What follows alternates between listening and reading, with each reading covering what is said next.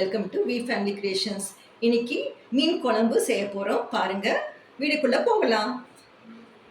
இப்போ சின்ன வெங்காயம் ஒரு 8-9 எடுத்து வச்சுருக்கேன். சும்மா 2 கட் பண்ணியிருக்கேன். அப்புறம் தக்காளி வந்து 3 தக்காளி எடுத்து வச்சுருக்கேன். இப்போ இதை வந்து 1-2 அரைச்சிட்டு அதுலேயே வந்து இதையும் போட்டு நம்ம அரைச்சிட்டு வந்துடலாம். பாருங்கள், அரைச்சி எடுத்து வந்துட்டேன். இது வந்து ஜாஸ்தி அரைப்படக்கூடாது, 1-2 இவ்வளோதான் அரைப்படணும். பாருங்கள்,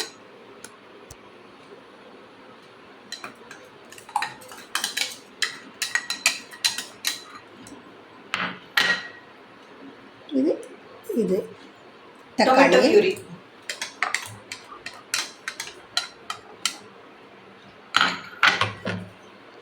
முதல்ல இது மஞ்சள் பொடி போட்டுட்டேன். இதில் கொஞ்சம் சாம்பார் பொடி போட்டுக்குவோம். நாங்கள் சாம்பார் பொடி இவ்வளோ தான் போட்டிருக்கேன். இப்போ வெறும் மிளகாய்த்தூள் போடுறேன். பாருங்கள், இது கொஞ்சம் போட்டிருக்கேன். முதல் 1 ஸ்பூன் போட்டிருக்கேன். அப்புறம் வெறும் மிளகாய்த்தூள் பாருங்கள் இவ்வளோ போட்டிருக்கேன். ஏன்னா நம்ம முதலே வந்து இது வெங்காயம் அரைச்சி போட்டிருக்கோம். இனி இதில் வந்து குருமிளகுத்தூள் கொஞ்சம் போடுவோம். உப்பு போடல.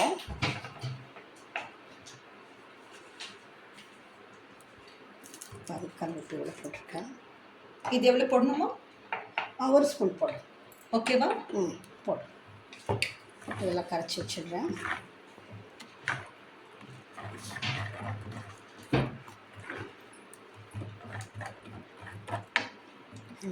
கரைச்சி வச்சுட்டு இப்போ இது தாளிச்சிடலாம். ஸ்டவ் ஆன் பண்ணி வச்சுட்டேன். இதுக்கு வந்து எப்பயுமே வந்து நல்லெண்ணெய் ஊற்றுங்க. நல்லெண்ணெய் ஊற்றும் போது தான் அந்த மீன் ஹீட்டுக்கு நல்லெண்ணெய் ஊற்றும் போது சரியாக வந்துடும். சூடாகிடுச்சு.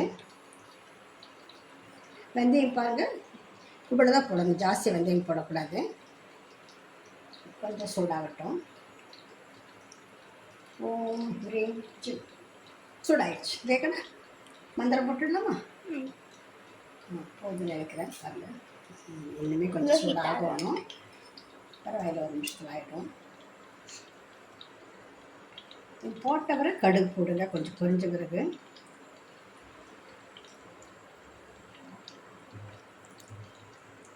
எனக்கன்னா கொஞ்சம் அவசரப்பட்டம் போட்டிருக்கேன்னா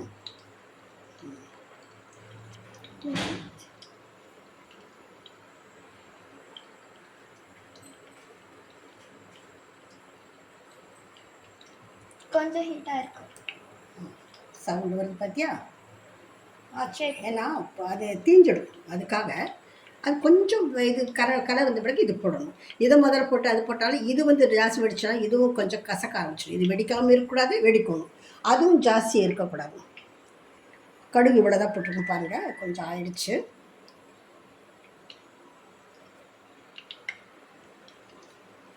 சவுண்டு வருதாக்கண்ணா? போதுங்க. பாருங்கள், கொஞ்சம் கலர் வந்துருச்சு. பாருங்கள், படப்படம் வெடிச்சிடுச்சுன்னா போதும். ஆச்சா?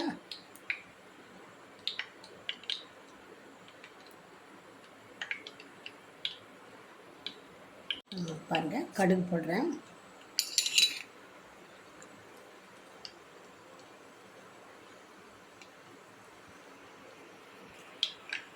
கடுகு பொரிஞ்சிடுச்சு. இதில் ஒரே ஒரு 10 மிளகாய் கீரி வச்சுருக்கேன். அதை போட்டுடுறேன். போட்டு ஊற்றி வச்சிடலாம். ஊற்றிட்டு மூடி வச்சிடலாம். குழம்பு கொஞ்சம் கொதிக்கட்டும்.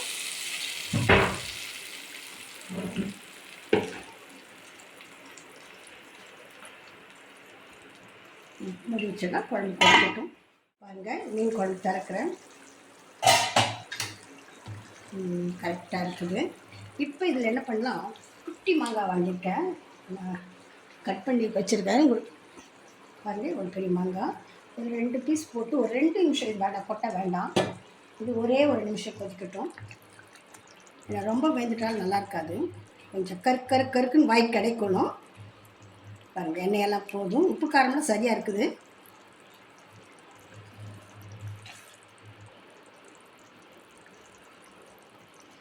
ஒரே 1 நிமிஷம் அப்படியே கொதிக்கிட்டு இருக்கலாம்.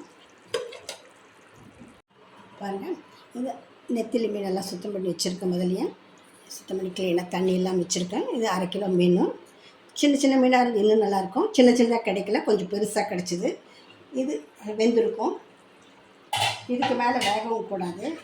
இது மாங்காய் போட்டிங்கன்னா வாசனை கம கமன்னு இருப்பாங்க. இது போதும், அந்த சூடுக்கு இதாகிடும். இப்போ மீன் போட்டுடலாம். மீன் போடும்போது எப்பயும் பரவலாக அப்படி போடுங்க. அதுவும் இந்த நெத்திலி மீன் வந்து ரொம்ப சீக்கிரம் கீழே விழுந்துருச்சு. ரொம்ப வேகக்கூடாது. இந்த அப்படி இதை எடுத்து வச்சு மீன் குழம்புக்கு மாங்காய் போட்டால் ரொம்ப டேஸ்டியாக. மாங்காய் போட்டால் இதாகும். ஒவ்வொரு தடவை மீன் குழம்பு வைக்கும்போதும் பின்னால் வீட்டில் வந்து என்ன இன்னைக்கு உங்கள் வீட்டில் மீன் குழம்பா கம கமன்னு கமக்குது அப்படிங்கிறாங்க அப்படிம்பாங்க. பாருங்கள், ஒரே ஒரு கொதி வந்தவுடனே அப்படியே ஆஃப் பண்ணிடணும்.